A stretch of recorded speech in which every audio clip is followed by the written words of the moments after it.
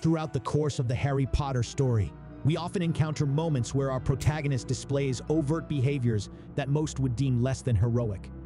But what if Harry Potter had been an alpha male? Would the events of the series have unfolded differently? Welcome to this deep dive analysis video exploring if the events of the series might have diverged had Harry possessed the masculine traits of an alpha male. Let's begin our exploration at the start of the story. After the murder of his parents, we see Harry condemned to a childhood of misery by an out-of-touch Albus Dumbledore who sends him to stay with his abusive aunt and uncle. Unfortunately for Harry, child services do not exist in the wizarding world, or our hero may have experienced a happier childhood and more positive development in his youth. Dumbledore, who believed that because of how Harry's mother died to protect him, a powerful magic was evoked protecting him from Voldemort's killing curse. It does beg the question as to why James' sacrifice to protect his wife and son did not invoke the same magical protection. Is this an example of magical sexism? Strange, I know, but I digress. We see the impact of this bullying on Harry's personality and character. Similar to that of Harry's potions teacher Snape, who developed a reclusive goth-like personality due to bullying and a challenging upbringing. According to this Harvard study, published in 2017, titled "How Well Do We Understand the Long-Term Health Implications of Childhood Bullying?" we see a correlation between childhood bullying and poor self-esteem and depression. It also suggests links between bullying and substance abuse later in life, which could be why Snape was obsessed with potions. Now, at his aunt and uncle's house, we know Harry endured persecution and abuse at the hands of the Dursleys, who by their very nature were rather despicable human beings. Their son, Dudley, would go on to demonstrate the apple does not in fact fall far from the tree, but carrying on this tradition of Harry abuse with regular beatings and intimidation, causing Harry to become somewhat introverted and reclusive. I posit that had Harry been equipped with the natural charisma typical of an alpha male, he would likely have cultivated his own circle of friends at school to counter and ultimately overcome his simpleton cousin. Harry would not only have strategically outmaneuvered Dudley, but also establish a dominant presence within their school environment.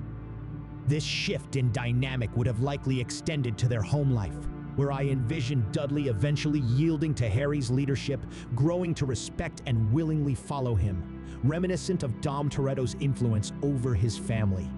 This revised narrative framework presents a Harry who, through strength and leadership, navigates his early challenges with a commanding presence, setting the stage for a dramatically altered series of events. Now, while it may be a stretch to imagine Harry's alpha characteristics dominating and submitting the elder Dursleys, dependent upon the potency of his leadership, it's not out of the realms of possibility to assume Harry could inspire a complete change in fortune and attitude in the Dursleys, even at his young age, becoming a subconscious role model of masculinity for Vernon to emulate in his company, leading to greater commercial success. And a source of pride and elevation for Petunia in her local community and social circles, regardless of her long-held bitterness with her sister Lily. In wrapping up this part of Harry's life, I think most of us can see, had Harry not been handed the wizarding lifeline, there's a high likelihood Harry would have become a goth, possibly growing up and succumbing to a heroin addiction. He certainly missed the opportunity to overcome his childhood challenges and must take accountability for his own failure to succeed. Moving on to Harry's first year, where we see a shy and timid boy unsure of himself and his new surroundings, befriending the first person who speaks to him. We must ask ourselves, what benefit did Ron bring to Harry's life at Hogwarts during his early years?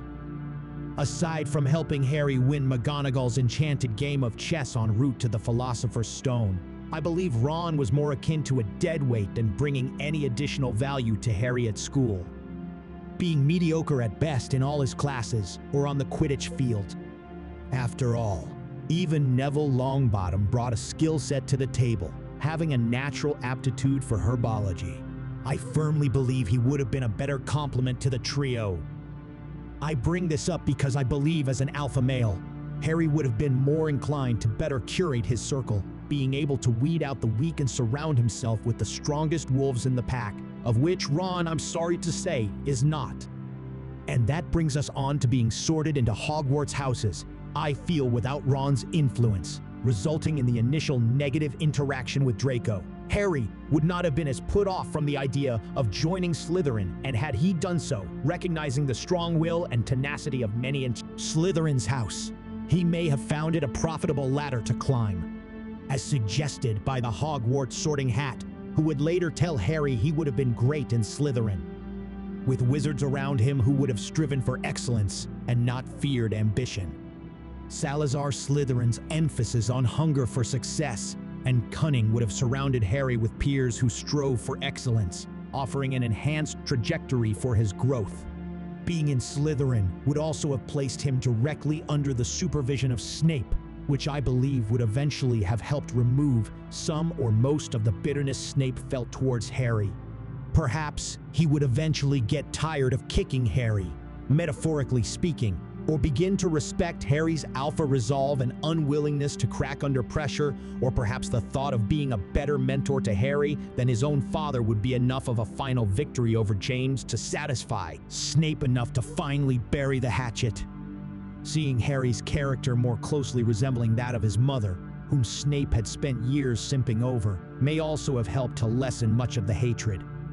It could also be argued that, like the butterfly effect, the series of events which led to the opening of the Chamber of Secrets, Black's escape from Azkaban, Voldemort's return, Cedric's death would not have come to pass had Harry been brave enough to join Slytherin House. He would have had a closer eye on Snape, which may have helped alleviate some of his suspicion around Snape attempting to steal the stone in Harry's first year. We find from the book that there was really no need for Harry to try to stop Quirrell from acquiring the Philosopher's Stone, as we know Dumbledore's enchantments would have been sufficient in preventing this.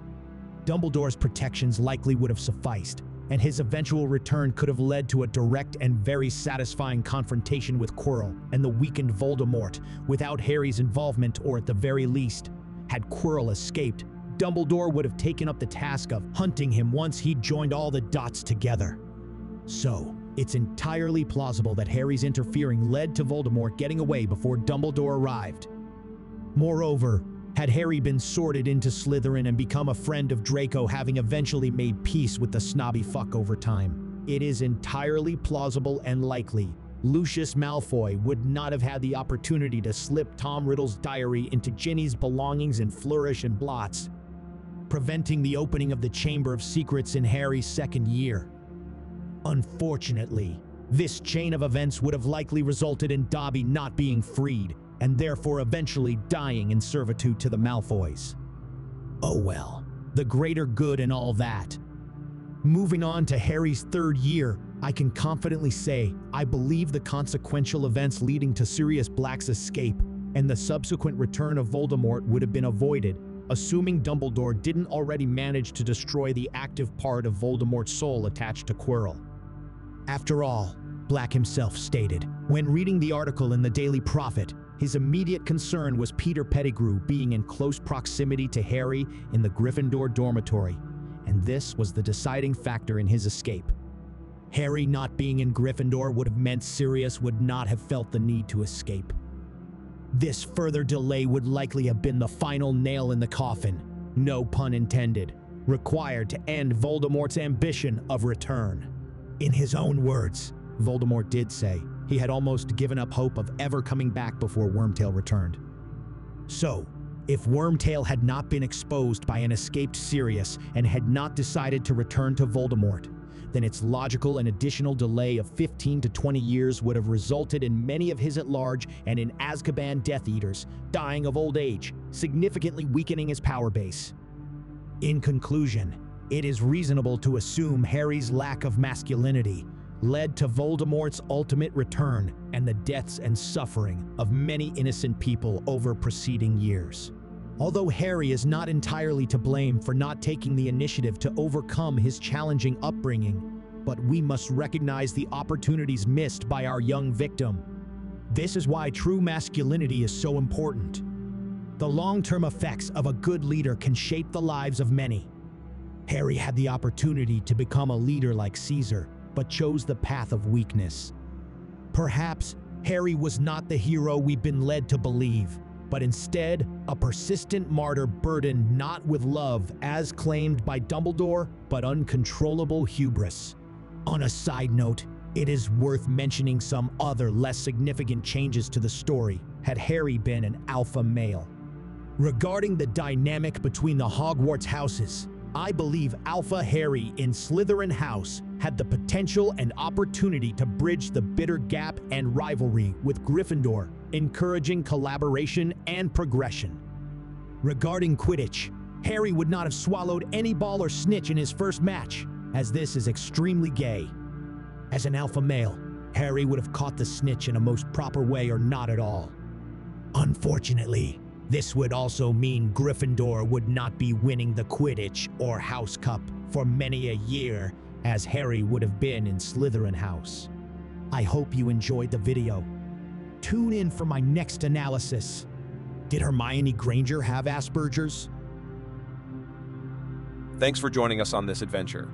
If you enjoyed the journey and are eager for more wild fan fiction, don't forget to hit that like button, share with your fellow fans, and subscribe for more episodes. And if you're as enchanted by the idea of Middle-earth meeting Hogwarts as we are, make sure to check out our series exploring this magical crossover. Your support brings these worlds to life. Until next time, keep the fantasy alive.